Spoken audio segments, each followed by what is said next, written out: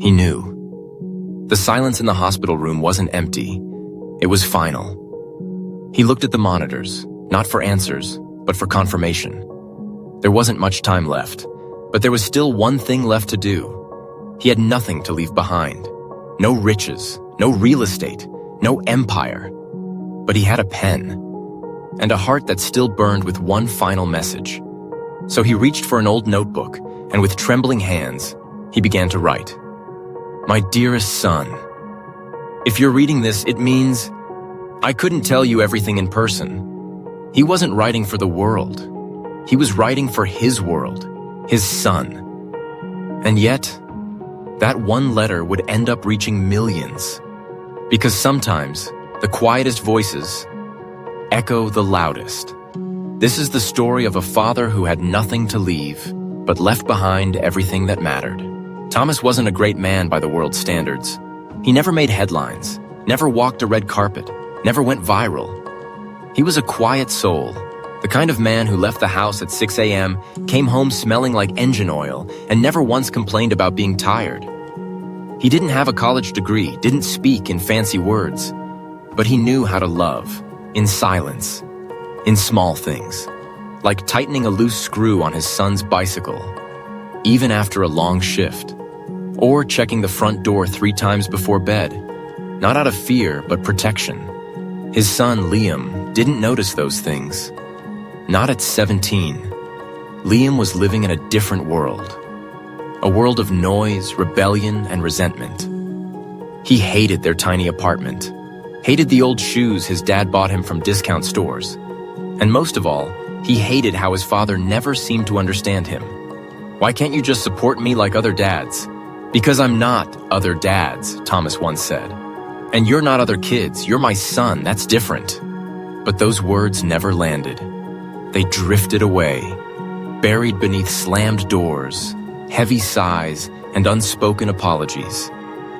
Liam thought his father was just boring, ordinary, forgettable, but what he didn't know was this. Ordinary fathers often leave behind the most extraordinary legacies. The diagnosis came on a cold Wednesday morning. Stage 4. Aggressive, inoperable. Thomas sat still, staring at the white walls of the clinic, as the doctor spoke in a language he didn't need to understand. Because the eyes, they said it all. He had months, maybe less, but he didn't cry. He didn't scream. He didn't even ask, "Why me?" Instead, he nodded slowly and whispered, "Then I better start writing." That night, while the world slept, Thomas sat alone at the kitchen table. The flickering light above him buzzed softly, but his thoughts were louder. Memories came in waves. Liam's first steps, his first day at school, his first fight, his first wall built between them. And as he turned the page of his old leather notebook, his hand trembled, but his heart was still steady. He wrote not to change his son's mind, but to leave him something that might one day change his life. If I can't walk beside you anymore, then maybe my words can. If I can't say I'm proud of you to your face, then maybe you'll feel it through these pages. Every sentence was a goodbye, disguised as a lesson. Every paragraph, a lifetime condensed. He wrote through the pain. He wrote through the silence. He wrote because sometimes love that can't be spoken still needs to be heard. And when he finished that final line, Thomas closed the notebook, sealed it in an old wooden box, and whispered, "One day, this will find you, son." The first line took him the longest. Not because he didn't know what to say, but because there was so much he never said. "My dearest Liam." He paused. The name alone brought memories. His first cry in the delivery room, the way his tiny fingers clutched his pinky, the look in his eyes that once said, "I trust you." Thomas blinked the tears back and kept writing. If you're reading this, it means I'm no longer around to say these words face to face. That thought breaks me, but it also frees me, because now I'll speak with nothing held back. You've always thought I didn't understand you, and you were right. I didn't understand your music, your choices, your silence. But son, I never stopped loving the boy behind all of that. I want you to know, I watched you more closely than you ever knew. When you laughed alone in your room, I smiled outside your door. When you failed your first test, I stayed up all night, not to be angry, but to find the right words that wouldn't make you feel smaller. I failed at that, and for that, I'm sorry. Every word was both a confession and a gift. Thomas didn't care if his handwriting was shaky, if his grammar was perfect, if Liam would even finish the letter. All he cared about was that someday his son would read these words and feel less alone. Because no matter how far they had grown apart, a father's love doesn't retire. It waits. And this letter wasn't just a goodbye. It was a lifeline waiting for the right moment to be found. A few weeks later, Thomas was gone. No dramatic farewell, no final embrace, no movie-like reconciliation, just a simple hospital bed, a soft beep turning into silence, and a nurse whispering, "Time of death, 4:27 a.m. The news reached Liam through a voicemail. He didn't answer the call. He didn't cry. He stared at the wall in his dorm room, expressionless. Not because he didn't feel anything, but because he didn't know how to feel. "Guess that's it," he muttered. "Goodbye, old man." He skipped the funeral, blamed it on exams, but deep down, he wasn't ready. Ready to face the weight of regrets, of words never spoken, of hugs never given back.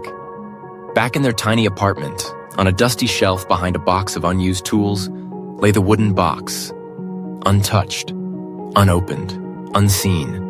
The letter waiting like a flame in the dark, hoping to be discovered before it flickers out. But the world moved on. Liam moved on. Or at least, he thought he did. He buried himself in distractions, late-night parties, empty friendships, fake smiles.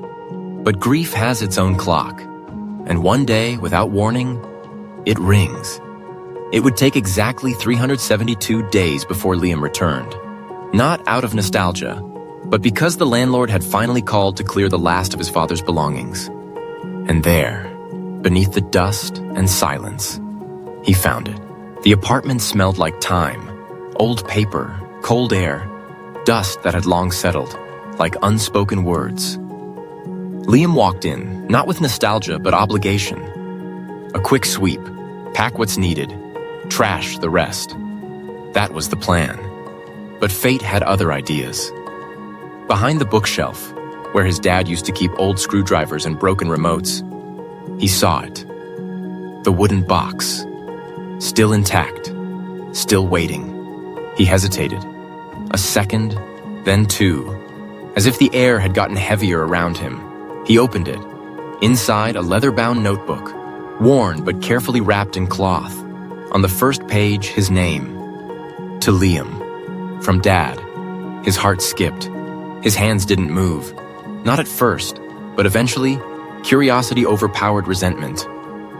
And so he read, "If you're holding this, son, then I'm already gone. I wanted to say these things in person, but life had other plans. So I'll say them now with ink and honesty." Liam sat down on the dusty floor.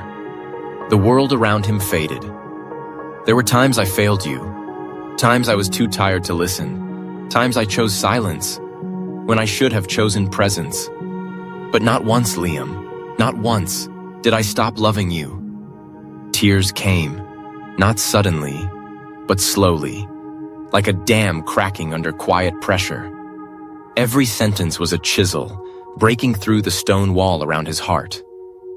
"You never needed to be perfect for me to be proud. You just needed to be you." Liam covered his mouth, not to stop crying, but to keep from breaking. He didn't finish the letter that day. Not because he couldn't, but because it felt like hearing his dad speak again, and he wasn't ready for the voice to end. But something inside him shifted. Not loudly, but deeply. Liam returned to the city.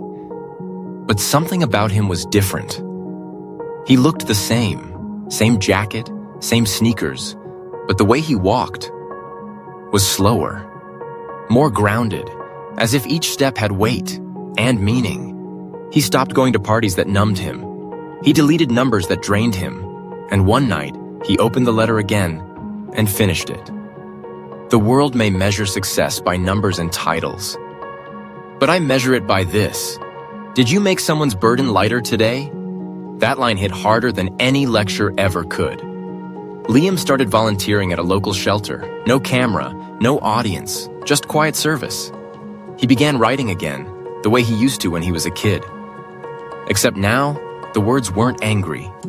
They were honest. He poured his pain onto the page.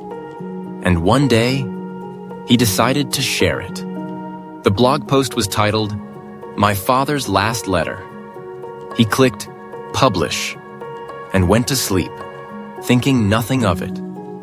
By morning, it had 40,000 views. By the end of the week, it had reached 1 million hearts. People from all over the world wrote back, sharing their own stories, their own regrets, their own lost letters. Liam had written one letter, but somehow, he had helped others start writing again too. The comments kept pouring in. Some were just a sentence. "I cried reading this. This sounds like my dad. I wish I could write back." Others were pages long, people who had never said "I love you" to their father, now picking up the phone. People who had children of their own, now inspired to write their own letters. What began as a quiet story became a loud movement. Liam was invited to speak at schools, rehab centers, even prisons, places where silence had buried too many unspoken words. He stood on TED stages, not as a motivational guru, but as a son who had finally heard his father. Too late. If you're lucky enough to still have your parent alive, say the words now. Write the letter now. Don't wait for the funeral flowers to speak for you. The message spread across coffee shops and classrooms, across inboxes and kitchen tables. One letter at a time, a movement was born. Letters before goodbye. No app, no business plan, just paper, ink, and honesty. Thousands joined. Some wrote to their kids. Some wrote to their younger selves. Some wrote to those who never wrote back. And Liam? He never called himself a writer. Never called himself a leader. He just called himself a messenger. A voice that carried a letter from one heart to millions. Some stories end with a full stop, but some end with a comma. An invitation for you to continue the sentence. Liam's story began with a goodbye, but it didn't end there. Because words, once written with love, never truly die. They echo, they ripple, they find new homes. So here's the question no one asked. What would you write if you only had one more page left? What would you say, to your father, to your child, to yourself? Would you forgive? Would you thank them? Would you finally say what silence has been holding hostage? Take a breath.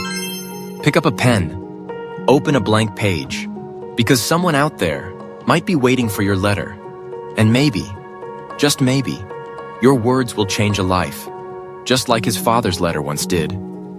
The world doesn't need another viral video. It needs more honest words written before it's too late.